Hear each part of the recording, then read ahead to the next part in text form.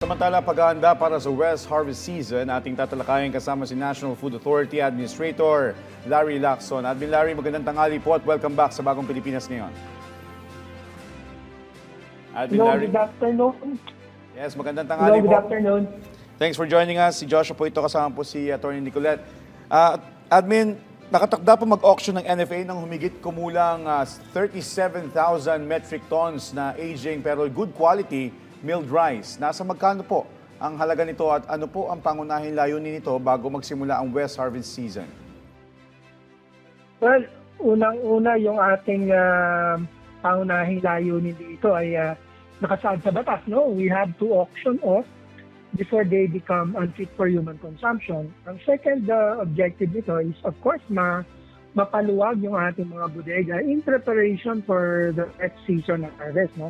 Ang halaga nung pina-auction natin ay nasa 1.18 billion, no? But unfortunately, around 65 million lamang yung successfully na bid out. So, eto na kasi yung second auction.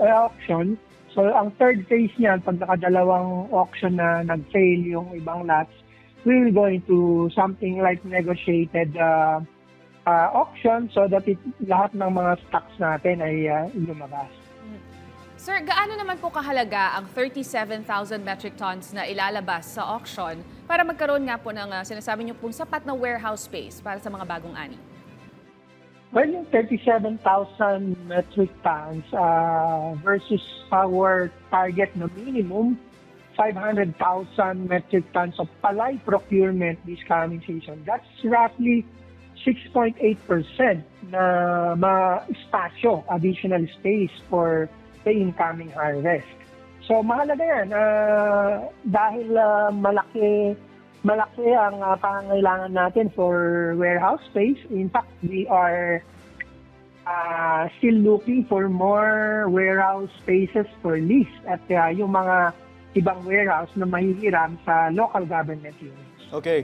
Admin, kaugnay pa rin po nitong wet harvest season, ilang porsyento po ba sa kabuuan ang kailangang espasyo, ang total warehouse capacity na kinakailangan? Sa kasalukuyan po, gaano na po kalaki ang available space at gaano pa karami ang kailangan mailabas na rice stocks? Well, sa ngayon, no, with etong in-auction natin na makapag-contribute ng 6.8% na free up na space, no? Meron din tayong na lease na mga 65 warehouses na kung saan 195,000 metric tons ang pwedeng ipasok nito na palay. So roughly combining lahat yan, nasa 46% na tayo ng needed space for this coming wet season harvest. But we're confident na mahihit natin 100% or even 90%, kahit 90% lang, no? Na warehouse space available this coming wet season dahil kasalukuyan tayo nag-dealing ngayon, nag-mill para at least mapabilis ang release ng mga milled rice sa DSWD, OCD, and at the same time sa mga benteng bigas sa kadiwa sites. Admin Larry, sa ngayon po ilang metrikong tonelada na po ba ang nailabas at ano po ang iba pang mga dahilan kung bakit hindi pa po mailabas yung mga natitirang stocks? Well, yung main avenue or kung saan lumalabas ang ating stocks na sa benteng bigas, ano? Pangalawa ay yung DSWD. Sa ngayon kasi yun lang ang requirement ng DSWD at saka ng benteng bigas. Pero yung benteng bigas, mabilis naman ito i-roll out. So, inaantay lang natin na ma-roll out na lahat yung target na 1,500 outlets by the end of the year or early next year. So, yun yung malaking challenge sa atin.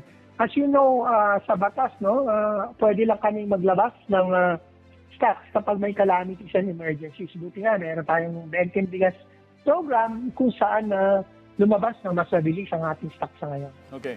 Admin, ano po ba ang mga consequences kung hindi agad maibenta ang aging rice stocks? Ano po ang mga hakbang ng NFA para pumatiyak na hindi masasayang ang mga ito?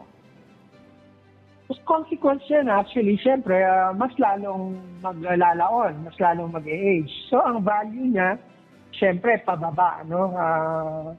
Yun naman ang cost nun, no?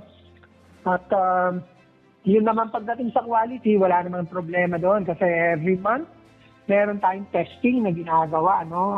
Just to make sure that the stocks that we have at NFA ay fit for human consumption.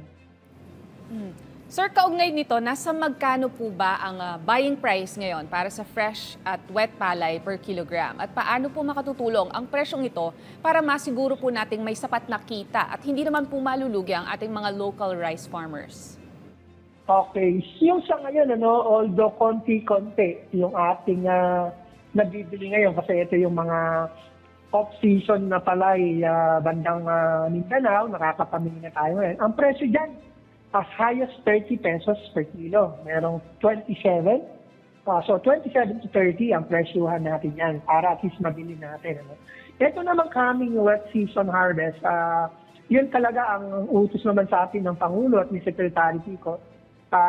Gandahan o taasan ang presyo ng ating palay buying. Kung saan isinet nga natin ang clean and dry, on the average, bibili tayo of 27 pesos per kilo. At for wet, siguro nabalitaan nyo na rin naman yun, for wet palay or fresh palay, 21 pesos per kilo. Alright. At sa nabanggit niyo pong 500,000 na target ng NFA, may sapat po bang pondo at logistics para po ma-absorb yung ganitong kalaking volume sa darating na wet harvest season? Sa ngayon, ang ating budget ay meron tayong 9 billion for this year plus meron tayong sumobrang roughly 3 billion from last year, so that's 12 billion.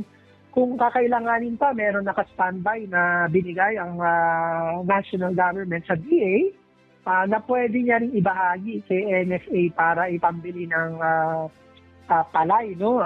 This is roughly 13 billion, no? 10 to 13 billion na naka-standby sa DA na pwede ipasuporta sa NFA just in case kailanganin pa ng pondo. Sir, ano po ang inaasahan ninyong epekto ng rice auction at mas mataas na palay procurement price sa ating mga magsasaka sa rice buffer stock ng Pilipinas at sa supply at presyo ng bigas para po sa mga consumer? Well, unang-una yung ating magsasaka, ang epekto niya, gaganda yung kanilang kita. They will continue to plant more so that ang food security natin medyo secure ka nga, no? If the farmers will continue planting, then that's good for food security in our buffer stock. No? So naman sa consumers, maganda itong auction natin, itong pinapalabas ng mga aging stocks kasi we all know once it lands in the hands of the private sector, pwede nilang i-renew, i-reprocess, no? At I'm sure ibebenta rin nila yan sa merkado.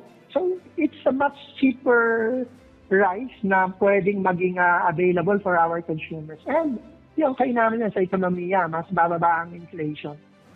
Panghuli na naman po, Admin, mensahe niyo po sa ating mga kababayan na nakatutok sa atin ngayon. Well, sa ating mga kababayan, lalong-lalo na po sa ating mga magsasaka, alam po natin, tinamaan po kayo ng bagyo, tinamaan ng baha, huwag po kayong mag-alala. At kung kayo po ay aani, ang National Food Authority po ay naghahanda, pusang naghahanda, para mabili natin ang inyong aning palay.